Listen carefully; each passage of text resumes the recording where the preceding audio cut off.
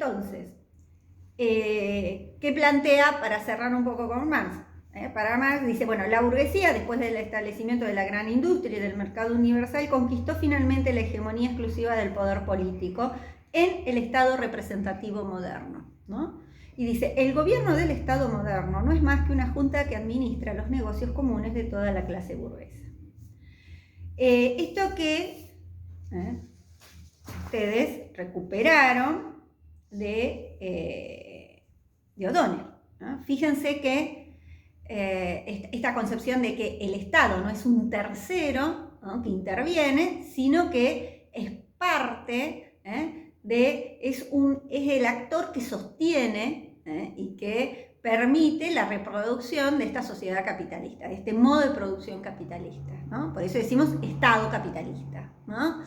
Y sociedad capitalista, ¿no? Y por eso O'Donnell dice, yo no puedo pensar en la sociedad por fuera del Estado. Y eso es un posicionamiento ideológico, ¿no? Hay quienes piensan que existe la sociedad civil, lo hemos visto dentro incluso de los mismos contractualistas, y esa sociedad civil que existía antes hace el pacto y crea el Estado. Entonces el Estado puede cambiarse, puede desaparecer, el Estado me puede hacer un problema, pero la sociedad civil va a seguir existiendo. Para quienes vienen de esta otra corriente, ligada más al materialismo dialéctico, van a pensar que la sociedad civil y el Estado, la sociedad y Estado no se pueden pensar separados, porque no tenemos sociedad capitalista sin Estado capitalista, ¿no? Y entonces, si yo salgo de, es decir, ¿no? Alcanzan a ver la diferencia entre pensar en algo como dos marcos separados y las consecuencias que las vivimos a diario, y pensar en la sociedad y el Estado como intrincados, ¿no? Yo sé que son conceptos teóricos, pero son conceptos teóricos que sostienen discusiones que se llevan a diario y que a veces exige que haya consenso o acuerdo, pero hay cuestiones en las que es imposible que haya un acuerdo cuando son cuestiones tan disímiles ideológicamente, ¿no? Entonces, bueno, comienza haciendo esa aclaración que no es menor, y luego se va a esto que decíamos, ¿no? Un Estado como monopolio de la fuerza física, un Estado que implica, ¿no?, entiendo la capacidad, ¿no?, del Estado, y vincula el Estado con la dominación. ¿Y cómo puedo ejercer esa dominación? Primero, parte de esta concepción de conflicto, ¿no? Es decir, la sociedad capitalista es una sociedad conflictiva. Siempre va a haber conflicto, siempre va a haber este conflicto y siempre va a haber desigualdad. Son como, cuando pienso en la sociedad capitalista, como nos enseñó a pensar los distintos escritos de Karl Marx y los distintos análisis de todo el materialismo dialéctico, es que la sociedad es una sociedad desigual. La sociedad capitalista es desigual, siempre hubo, ¿no?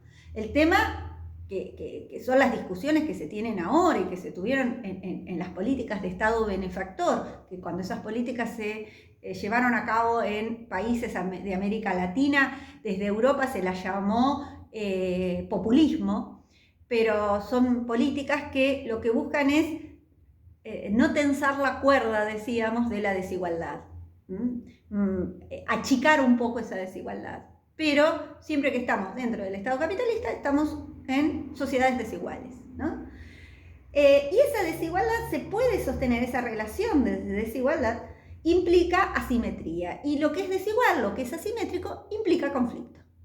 Entonces va a haber conflicto, ¿no? Es decir,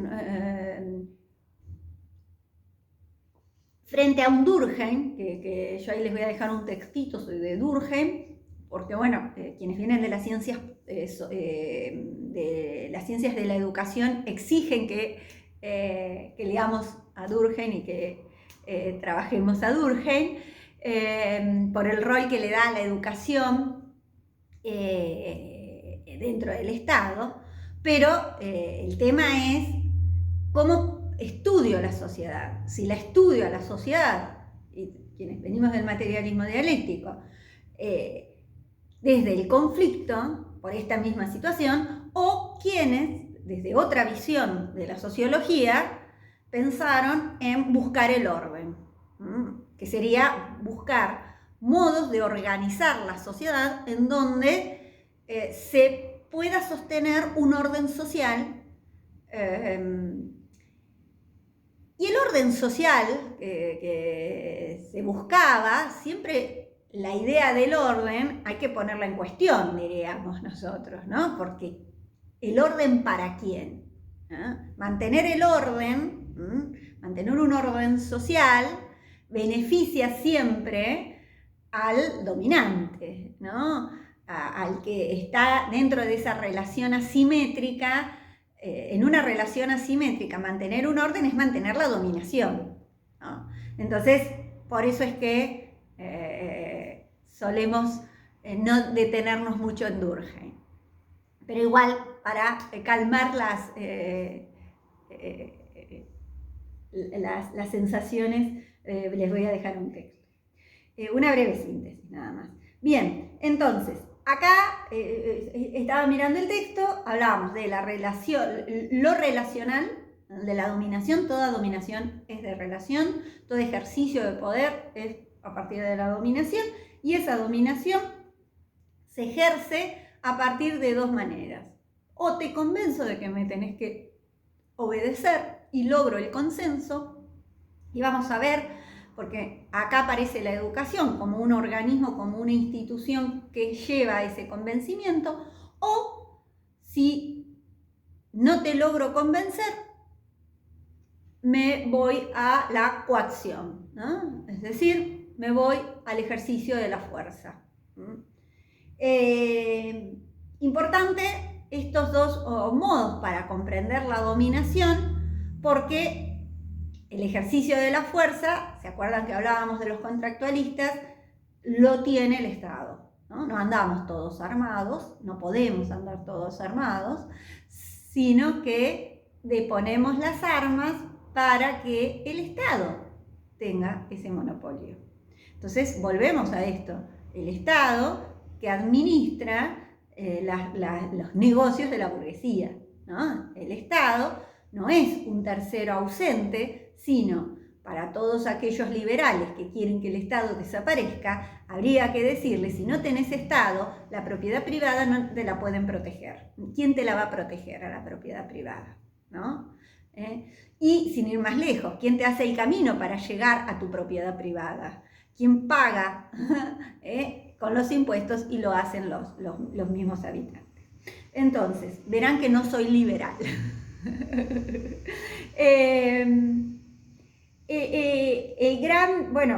Luego se mete con el concepto de clase social, que me parece que es muy importante, ¿no? Porque la conciencia de clase es lo que nos va a permitir, y acá aparece la concepción negativa con respecto a la ideología, ¿no?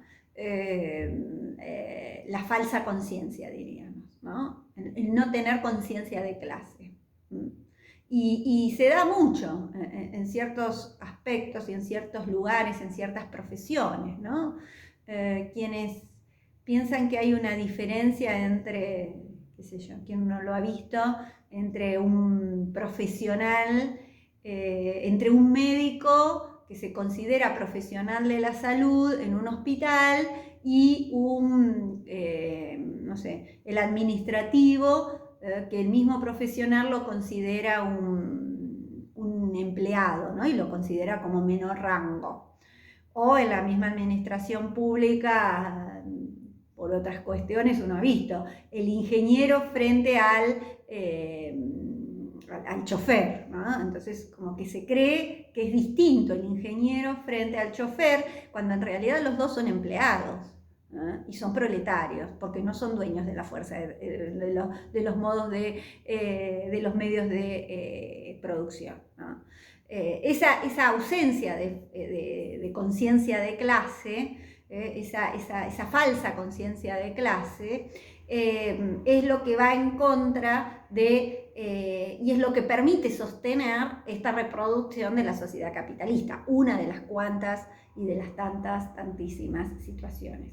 Entonces, por eso él plantea que como base de dominación hay que tener en cuenta este gran diferenciador que dice él de acceso a los recursos de dominación, tanto directamente como porque genera situaciones que a su vez permiten dicho acceso. Y entonces acá habla de la clase social, ¿no? La relación de dominación en una sociedad capitalista es la relación de producción entre capitalista y trabajador asalariado, mediante la que se genera y apropia el valor del trabajo.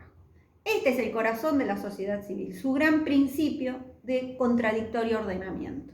Orden, sí, un orden, pero un orden basado en la contradicción, ¿no? Esa apropiación no es simplemente una relación de desigualdad, es un acto de explotación, lo cual implica que es también una relación inherentemente conflictiva, ¿no? Es decir, nuestra sociedad se basa en el conflicto, ¿no? Para sostenerse. Y para sostener ese conflicto, para evitar que todos los días tengamos que estar, se resuelven desde distintos lugares, ¿no?